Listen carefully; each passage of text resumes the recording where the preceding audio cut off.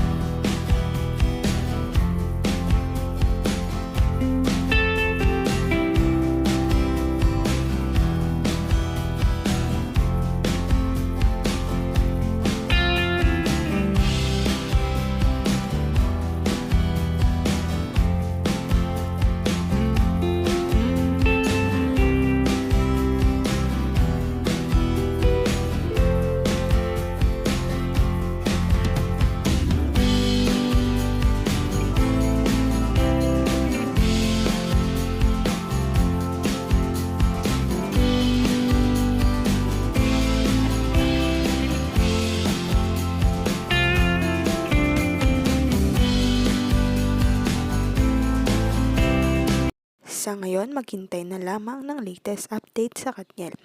Huwag kalimutang mag-like at subscribe sa aking YouTube channel, Selyang Beats, para updated kayo sa mga balita. Maraming salamat po sa panonood.